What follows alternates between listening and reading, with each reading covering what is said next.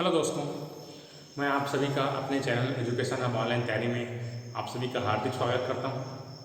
आज हम network reduction technique के बहुत ही इम्पॉर्टेंट सेशन के बारे में बात करेंगे। इसमें हम देखेंगे कि हम कैसे किसी सर्किट में वोल्टेज, करंट, पावर, एनर्जी निकालते हैं, तो इनके बारे में हमको सीखना है। तो इसके लिए हम स्टार्ट करते हैं इसको। ठीक है, देखिए,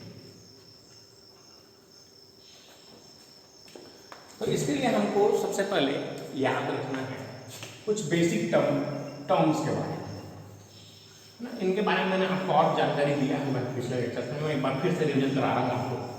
तो ये चीजें आपको बहुत ही ज्यादा हेल्पफुल होंगी। पहले कुछ टर्म्स देखिए जो आपको बहुत ज्यादा काम आने वाले हैं।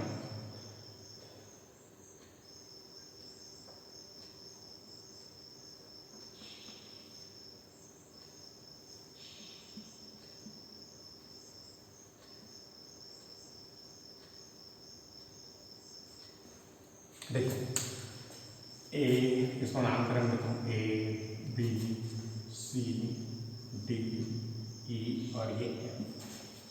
तो ये हमारा इस तरीके से बन गया। तो इसको बोलते हैं हम लोग परिपथ सर्किट। तो ये जो है हमारा एक कॉमन सर्किट है, एक नॉर्मल सर्किट बनाया। इसके बारे में हम कुछ जानकारी हासिल करते। देखिए, सबसे पहले इसके बारे में बात करते हैं हम लोग। ब्रांच शाखा। ठीक है, शाखा क्या चीज है? किसी भी, मैं आपको पहले बता चुका हूं, फिर से बता रहा हूं। देखिए, दो पॉइंट के बीच में मैं कुछ भी चीज कनेक्ट करूंगा तो उसे हम ब्रांच कहते हैं। ब्रांच कहते हैं। तो यहां पर ए और बी, देखिए इन दोनों के बीच में ये रेजिस्टेंस कनेक्टेड है। मान लेते हैं इसको R1, इसको R2, इसको R3, इसको R4 और ये हमारा वोल्टेज है। तो ये हमारा किसी दो पॉइंट के बीच में कनेक्ट करते हो हमारा ब्रांच है। तो यहाँ देखिए, ये एक ब्रांच है, ये दूसरा ब्रांच है, ये तीसरा ब्रांच है। ये ब्रांच है क्या? नहीं है। क्यों नहीं है? क्योंकि इसके बीच में कुछ भी चीज कनेक्टेड नहीं है। तो ये चौथा ब्रांच हो गया और ये पांचवा ब्रांच। तो कुल कितने ब्रांच है यहाँ पर? तो नंबर ऑफ ब्रांचेस कितना हो गया यहाँ पर? 5। चलिए, अब नेक्स्ट देखते हैं नोड। हिंदी में उसको बोलते हैं संधि। नोड जहां पर दो या दो से अधिक ब्रांच मिलते हैं उसे हम नोड कहते हैं। देखिए, एक ये ब्रांच है और एक दूसरा ब्रांच यहां मिल रहा है, तो ये एक नोड होगा, ये एक नोड होगा, ये एक नोड होगा। ये नोड है क्या? नहीं है, क्योंकि यहां पर एक ही ब्रांच है। ये नोड है क्या? नहीं है। तो ये एक नोड है। देखिए, ये ब्रांच यहां से आगे कनेक्ट हो रहा है, ये ब्रांच यहां से आगे कनेक्ट हो रहा है। ब्रांच नंबर 3 और ब्रांच नंबर 5। तो ये जो है ये एक आपका ब्रांच है। चलिए ठीक है, आगे बढ़ते हैं, है ना। तो क्या है संधि? यहां पर कितने हैं? 1 2 3 और ये 4 नोड। कितने हैं? 4। जंक्शन वेयर 3 और more than 3 branches are meets. जहां 3 और 3 से अधिक ब्रांच मिलते हैं उसे हम जंक्शन कहते हैं। जैसे कि आपने बताया, चापा जंक्शन है, बिलासपुर जंक्शन है, रायपुर जंक्शन है, दुर्ग जंक्शन है। देख लीजिए एक बार, तो चापा जंक्शन है। अगर चापा जंक्शन है हमारे, ये चापा है, ये चापा जंक्शन है ना, ये जंक्शन है। यहाँ जांजगीर जा रहा है, चापा है, इधर रायगढ़, इधर कोरबा लाइन। अगर ये बिलासपुर है, जांजगीर जा रहा है, इधर रायपुर लाइन, इधर कटनी लाइन। दुर्ग जा रहे हैं, दुर्ग जंक्शन है हमारा, रायपुर जंक्शन है। तो आप इधर से जा रहे हैं जांजगीर से, इधर दुर्ग, इधर महासमुंद। तो इस तरीके से देखते हैं जहां पर से होकर 3 या 3 से अधिक ब्रांचेस मिलते हैं हमारे, या वहां से होकर 3 लाइन जहां पर से मिलते हैं, वो हमको क्या है? हमारा जंक्शन है। तो यहाँ पर जंक्शन कितने हैं? देखिए, जंक्शन कितने हैं? जंक्शन कितने हैं हमारे पास? 1 2 3 ब्रांच मिल रहा है 2। तो ये जंक्शन J1 और जंक्शन J2। टोटल जंक्शन कितने हैं हमारे? 2। नेक्स्ट है हमारा मेश और लूप। तो लूप किसके बोलते हैं? Number of possible closed path is called loop. तो ये ABEFA, ABEFA एक पूरा बंद परिपथ। देखिए यहाँ से चालू किया मैंने, यहाँ से चालू किया, यहाँ से वापस गया तो बंद है, तो बंद डब्बा। डब्बा को इस तरीके से बोलते हैं। देखिए BCDEB, BCDEB एक क्या होगा, लूप होगा। ABCDEFA, ABCDEFA। तो ये जो है जितने भी हमारे क्लोज्ड पाथ हैं उन्हें हम लूप कहते हैं। The number of possible closed path is called loop. ठीक है, तो यहां पर लूप कितने हैं, 3 हो गए। अब चलिए मेश के बारे में बात करेंगे। मेश किसे कहते हैं? मेश ऐसा क्लोज पाथ जिसको हम और छोटा नहीं कर सकते। The mesh, the loop which can not further dividable is called loop, is called mesh. 1 2 3 4 एक छोटे डब्बा है, इसको और छोटा नहीं कर सकते। देखिए जैसे ये बड़ा डब्बा है, ये बड़ा डब्बा है, बड़ा डब्बा को मैं 2 छोटे डिब्बे में कन्वर्ट कर सकता हूँ, लेकिन इन छोटे डिब्बों को और छोटा कर सकता हूँ क्या? नहीं कर सकता मैं। तो ये हमारे मेश होंगे। कौन सा? ABEFA और BCDEB। तो ये चीजें आपको मेश यहाँ पर 2 है। तो ये चीजें आपको याद रखनी है कि किसको हम ब्रांच कहते हैं, किसे हम नोड कहते हैं, किसे हम जंक्शन कहते हैं, लूप और मेश। तो ब्रांचेस किसे बोलते हैं? जहां पर जिस 2 पॉइंट के बीच में इस तरीके से मैं कुछ भी चीज कनेक्ट करूं तो उसे बोलेंगे ब्रांच। ब्रांच के बाद क्या देखेंगे? नोड। जहां पर 2 ब्रांचेस मिलते हैं उसे नोड कहते हैं। जंक्शन जहां 3 या 3 से अधिक ब्रांचेस मिलते हैं उसे जंक्शन कहते हैं। Loop, every possible close path is called loop. Mesh, ऐसा क्लोज पाथ जिसको हम और डिवाइड नहीं कर सकते उसे बोलते हैं हम लोग मेश। ठीक है, चलिए अब इसमें स्टार्ट करते हैं हम लोग नेटवर्क रिडक्शन टेक्निक्स। चलिए स्टार्ट करते हैं। इसको मिटा देता हूं। ठीक है,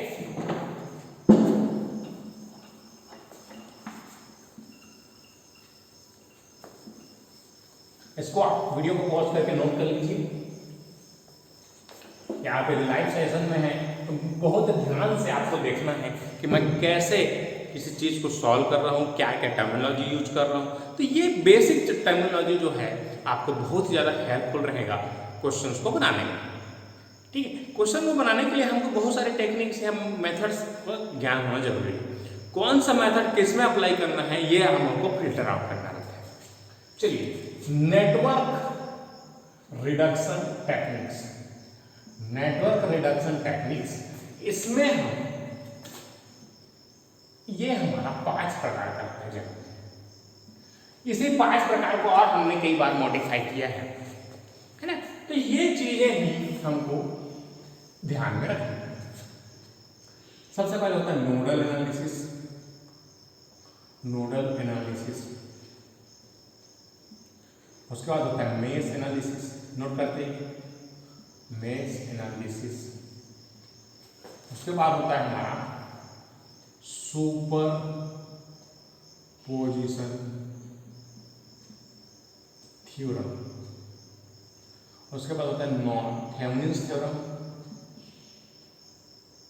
थेवेनिन्स थ्योरम, टीटी बोलते हैं इसको शॉर्ट में। उसके बाद होता है नॉर्टन्स थ्योरम।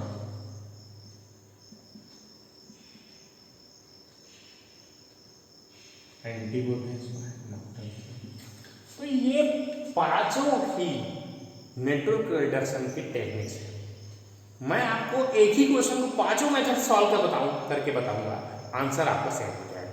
याद रखिए, दुनिया में कपड़े बदलने से आदमी नहीं बदलता और मेथड बदलने से आंसर नहीं बदलता। ये मेरा टैगलाइन है। ठीक है, तो इसको याद रखिए। मैं आपको इसको यहाँ से नोट कीजिए। इन 5 मेथड के बारे में हमको पढ़ना है। तो चलिए हम स्टार्ट करते हैं आज। पहला मेथड नोडल एनालिसिस। हेडिंग डालिए, बहुत ही इंपॉर्टेंट चीजें हैं। Nodal analysis. हेड करिए नोडल एनालिसिस। नोडल एनालिसिस के बारे में बताते हैं हम लोग जानकारी।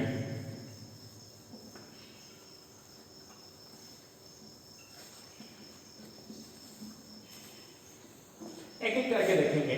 आज के वीडियो में मैं आपको नोडल एनालिसिस के बारे में बताऊंगा और मैश एनालिसिस के बारे में। ठीक है, तो देखिए एकदम आसान चीजें हैं। इन चीजों का यूज करके हमको क्वेश्चंस को सॉल्व करना है। देखिए कैसे सॉल्व करते हैं। सबसे पहले थ्योरी लिख लीजिए इसका, नोडल एनालिसिस। थ्योरी में इसकी क्या क्या चीजें पूछ सकते हैं। पहली चीज ये इससे आपसे पूछता है कि नोडल एनालिसिस का मतलब क्या है, या वो कौन से लॉ से मिलकर बना है। ये क्वेश्चन आपका एसएससी जेई, रेलवे जेई में बहुत बार पूछा गया है ना। देखिए कैसे, तो ये जो है ये हमारा ओम्स लॉ,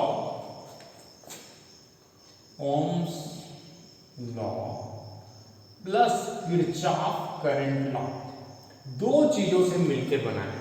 कौन किसे किसे, किरचॉफ करंट लॉ, जो किरचॉफ का पहला नियम है, मैं इसको बता चुका हूं आपको, आवेश संरक्षण का नियम। आप रिवाइज बहुत जरूरी कीजिए, बहुत ज्यादा जरूरी है रिवाइज करना चीजों को। आपको अभी लग रहा है कि मैं दुनिया में सब कुछ जानता हूं, लेकिन इंसान की मेमोरी 15 दिन से ज्यादा डाटा को स्टोर नहीं रह सकती। 15 दिन बाद यदि आपने 15 दिन के पहले रिपीट नहीं किया किसी टॉपिक को, तो आपको पूरा वास हो जाएगा आपसे। अभी आपको याद है, आपको तो मेरे से ज्यादा पता है, सब लगेगा अभी आप वीडियो देख रहे हैं, क्लास अटेंड कर रहे हैं तो। लेकिन ऐसा नहीं है, 15 दिन बाद आप सबको वास कर देंगे। मैं अभी आपको 20 सब्जेक्ट पढ़ाने वाला हूँ, 20 सब्जेक्ट में इतनी डाटा आपको याद रखना है। तो ये चीजें हम भूल जाते हैं बार बार, तो बार बार हमको रिवाइज करना है जितना हो सके, है ना, रिवाइज करना है। तो पहले इसको नोट कर लीजिए कि ये जो है ओम्स लॉ और किरचॉफ करंट लॉ से मिलकर बनता है। चलिए स्टार्ट करते हैं। अब ये जैसे ये मैंने बेसिक सर्किट बनाया था आपको, ये सर्किट है।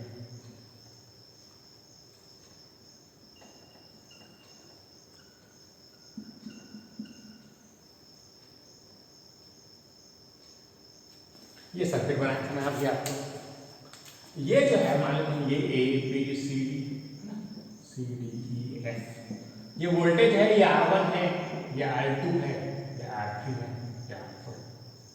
इसको R3 मानता हूँ, इसको R4 मानता हूँ, इसको। चलिए स्टार्ट करते हैं। अब यहां पर मेरे इसमें कोई भी ब्रांच में करंट निकालना है, कोई ब्रांच में वोल्टेज निकालना है, तो कैसे निकालेंगे उसमें। तो सबसे पहले हमको नोडल एनालिसिस पहले ये जानना है कि ओम्स लॉ और किरचॉफ करंट लॉ से मिलकर बनता है। दूसरी चीज, ये जो लॉ है नोडल एनालिसिस, ये इसके इक्वेशंस कितने पढ़ेंगे, इक्वेशंस ऑफ नोडल एनालिसिस। तो नंबर ऑफ इक्वेशंस बहुत ही इंपॉर्टेंट है। कई बार आपसे डायरेक्ट थ्योरी में पूछ देता है कि नंबर ऑफ इक्वेशंस कितने पढ़ेंगे किस सर्किट के।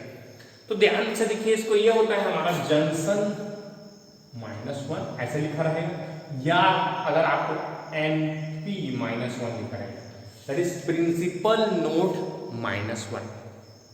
कई बार ऐसा लिखा रहता है प्रिंसिपल नोड -1, या कहीं पर लिखा रहता है जंक्शन -1। तो आपको दोनों में से कोई भी लिखा हुआ पूछ सकता है, तो दोनों को याद रख लीजिए। Number of nodal equations equal to junction -1 या फिर principal node, it is called principal node, principal node -1। ठीक है, नॉर्मल नोड, ये जो नोड है उसको बोलते हैं नॉर्मल नोड।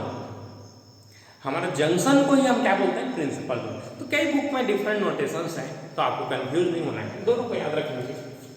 चलिए अब इसमें हमको नोडल एनालिसिस अप्लाई करना है, तो सबसे पहले इसमें क्या करना पड़ता है, हमको एक को बेस मानना है, अर्थ मतलब इसको बोलते हैं zero potential voltage equal to 0। ऐसा क्यों होता है, देखो अर्थ जो है हमारा इस तरीके से है, इसके बात करो, अर्थ का जो रेडियस है 6400 किलोमीटर, मतलब ये कितना भी चार्ज हम अर्थ को दे सकते हैं और कितना भी चार्ज उससे ले सकते हैं, इसको कोई फर्क नहीं पड़ेगा। समुद्र है, समुद्र से जितना पानी निकालो और जितना पानी उसमें डाल दो, कोई फर्क नहीं पड़ेगा उसको। इसलिए हम इसको बेस मानते हैं अर्थ को। हमेशा रेफरेंस पॉइंट जरूरी है। जैसे मैं बोलूँ जांजगीर से बिलासपुर तक का डिस्टेंस कितना है, तो एक फिक्स पॉइंट मानना पड़ेगा ना, उस फिक्स पॉइंट से इस पॉइंट का डिस्टेंस। तो ये पॉइंट तो फिक्स होगा ना, उसके बाद ही तो नापेंगे। तो एक रेफरेंस पॉइंट है, उसे बोलते हैं हम लोग रेफरेंस अर्थ। जैसे आपने कोई भी स्टेशन गए होंगे तो वहां पर लिखा रहता है समुद्र तल से ऊंचाई। समुद्र से क्यों नापते हैं, कहीं और से क्यों नापते हैं, ये सवाल है आपसे।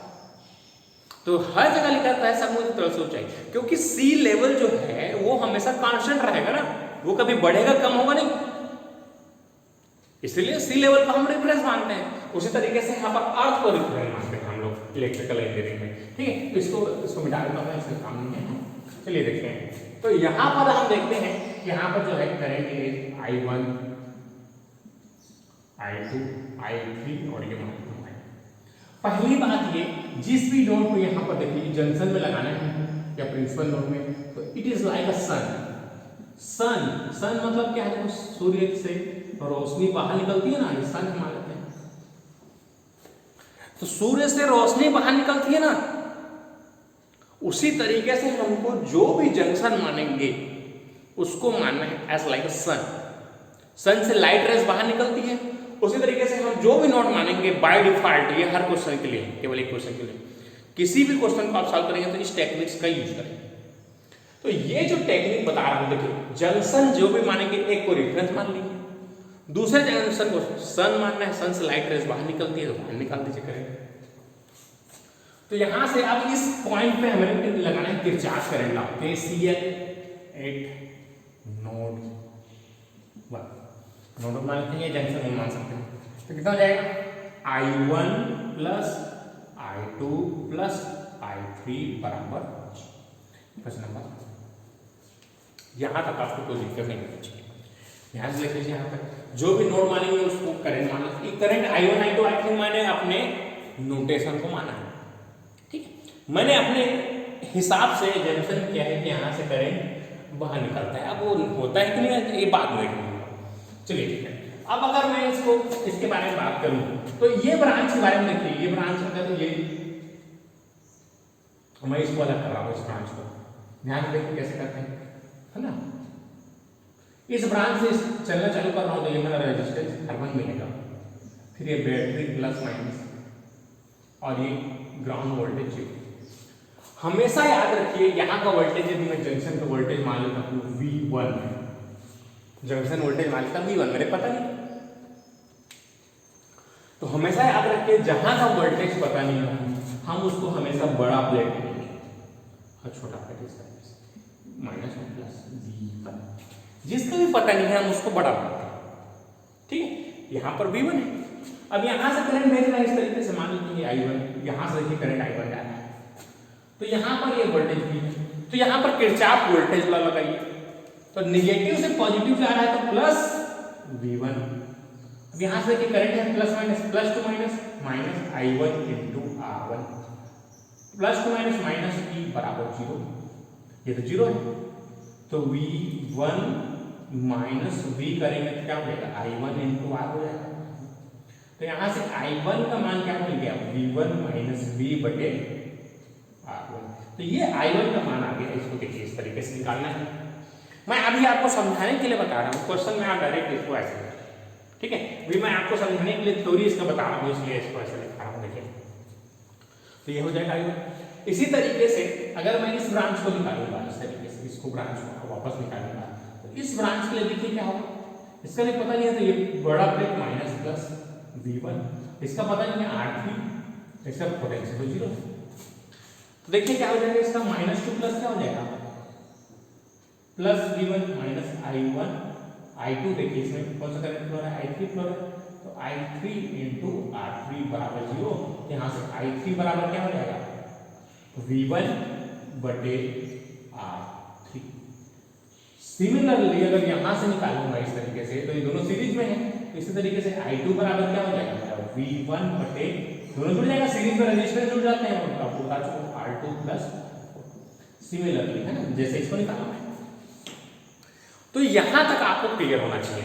उसके बाद इस मान को यहां पर रख दो, क्या हो जाएगा V1 माइनस V बटे R1 प्लस I2 को मान V1 बटे R2 plus R4 plus V1 बटे R3 बराबर 0, समीकरण नंबर 2। अब इस इक्वेशन को सॉल्व कर लें, जो आएगा हमारा आंसर। तो ये बहुत ही इंपॉर्टेंट चीजें हैं जो मैं आपको समझा रहा हूं। तो नोडल एनालिसिस में आप इस तरीके से काम करें। चलिए यहां तक नोट कर लीजिए इसको, अब आगे बढ़ते हैं हम। चलिए अब इसके कुछ न्यूमेरिकल क्वेश्चंस देखते हैं सेम प्रॉब्लम के।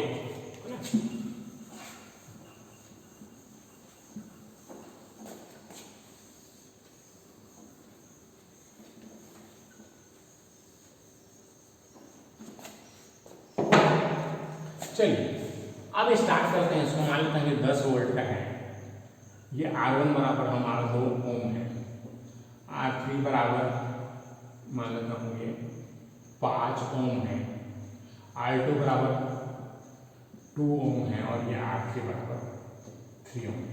अब मेरे को क्वेश्चन पूछ रहा है find the current in 5 ohm resistor. यहां से मेरे करंट फाइंड करना है, I बराबर क्या, ये मेरे को क्वेश्चन में पूछ रहा है। इस तरीके से मेरे को कुछ भी पूछ सकता है, करंट पूछ सकता है, वोल्टेज पूछ सकता है। मैं आपको एक तरीका बता रहा हूँ जिससे आपको बहुत ही आसानी से आप किसी का करंट किसी का वोल्टेज निकाल सकते हैं। तो ये जो वीडियोस है वो आपका नीट NEET जो मेडिकल एंट्रेंस एग्जाम है और जो JEE IIT के जो एग्जाम है उनके लिए बहुत ही हेल्पफुल है, क्योंकि वहाँ भी ये क्वेश्चंस आपको बहुत ही ज़्यादा पूछे जाते हैं। तो ये वीडियोस आप अपने जो 12th वाले स्टूडेंट्स हैं, जो 11th वाले स्टूडेंट्स हैं, जो IIT और NEET की तैयारी कर रहे हैं, उनके लिए भी आप उसको शेयर कर सकते हैं। ये सेशन तो बहुत ही ज़्यादा हेल्पफुल रहेंगे। चलिए अब यहाँ पर सेम चीज़ मैं अप्लाई करने वाला हूँ। तो देखिए सेम यहाँ पर नोड कितने हैं, यहाँ पर 1 और 2 हैं। तो हमारे पास नोडल इक्वेशंस कितने हो जाएंगे, नोडल इक्वेशन प्रिंसिपल नोड -1 या जंक्शन -1। जंक्शन यहाँ पर कितने हैं 2 -1। तो इसको सॉल्व करने के लिए कितना इक्वेशन चाहिए, केवल एक इक्वेशन से ये क्वेश्चन सॉल्व हो जाएगा। तो आप ध्यान देंगे तो आपको नोडल एनालिसिस जो टेक्निक है बहुत ही ज़्यादा आसान लगने वाला है। तो एक इक्वेशन में हमारा सॉल्व हो जाएगा। देखिए कैसे, अब यहाँ पर मैंने आपको इस तरीके से बनाया है ये, और ये प्लस माइनस इस तरीके से, ये हमारा V1 R1 ऐसे रहते ना होगा 2, इसके रहते का फायदा 0। तो सेम चीज आपका देखिए क्या हो जाएगा। हमेशा क्या करना है, अब मैं आपको शॉर्टकट चीजें बता रहा हूँ, है ना, आपको ये लॉन्ग कट बता दिया, अब आपको शॉर्टकट इसको देख के डायरेक्ट इक्वेशन कैसे लिख सकते हैं। चलिए अभी हम किरचॉफ करंट लॉ लगाते हैं। Kirchhoff current law at junction, ठीक है। तो जंक्शन में लाएंगे सब करंट बाहर जा रहा है, क्या हो जाएगा यहाँ से I1 plus I2 plus I3 बराबर 0। या समेशन ऑफ करंट बराबर 0 होता है किरचॉफ करंट का। तो समेशन ऑफ करंट बराबर ये इस तरीके से, क्योंकि सब के सब आउटगोइंग है, आउटगोइंग को मैं हमेशा पॉजिटिव मान के चलूंगा, तो इस तरीके से बनेगा। चलिए स्टार्ट करते हैं।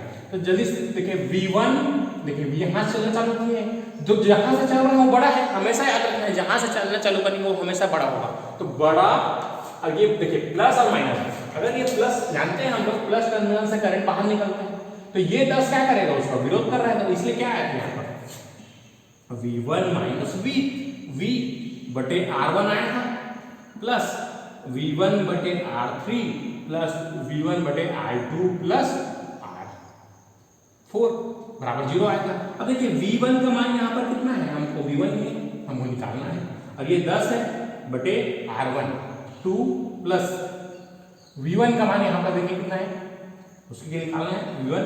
R3 का मान कितना है 5 प्लस V1, R2 का मान कितना है 2 प्लस 3 बराबर 0। तो 2 प्लस 3 डायरेक्ट इसको लिख देता हूँ मैं 5, बहुत ही आसानी से बनेगा।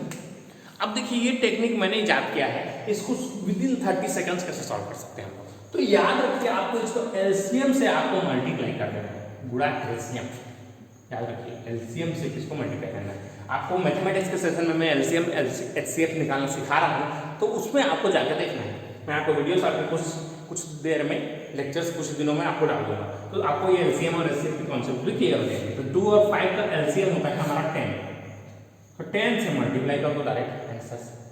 10 एकम 10 पंचे देखो, 2 पंचे 10, तो 5v1 माइनस 5 दहम 50 प्लस यहाँ पर 5 दूनी तो 2v1 प्लस यहाँ पर भी 5 दूनी तो 2v1 बराबर 0। इस तरीके से अब ये बहुत आसानी से समझ जाएगा, 5 और 2 7 और 2 9, तो 9v1 बराबर कितना हो जाएगा 50, तो v1 बराबर कितना हो जाएगा 50/9। तो ये आपका वोल्टेज v1 का माना गया है कितना वोल्ट्स। जनरली आप इसको डेसिमल में मत कन्वर्ट कीजिए, वहाँ पर डेसिमल में कन्वर्ट करते हैं तो थोड़ा सा हेक्टिक हो जाता है, इसलिए आप 50/9 करें। अब इसके बाद हमको क्या पूछा गया, हमको ये तो पूछा नहीं है, ये आंसर में नहीं है, हमको पूछा क्या गया, करंट पूछा गया है। तो करंट बराबर क्या जानते हैं हम लोग ओम के नियम से, यहाँ पर देखिए हम ओम के नियम से करंट बराबर क्या जानते हैं, करंट बराबर वोल्टेज बटे रेजिस्टेंस। तो यहाँ का वोल्टेज कितना निकल गया 50/9 और यहाँ का रेजिस्टेंस कितना है 5, तो 5 एकम 5 दहम 10/9 एम्पियर, या इसको 1.11 एम्पियर, दोनों में से कोई भी ऑप्शन हो सकता है। तो यहाँ से करंट बराबर इस तरीके से निकल जाएगा। देखिए बहुत ही आसान है, आपको इस तरीके से इसको बनाना है। तो मैं आपको अगले लेक्चर में इसके और क्वेश्चन मैं कराऊंगा, तो आपको यहाँ तक आपको क्लियर रखना है।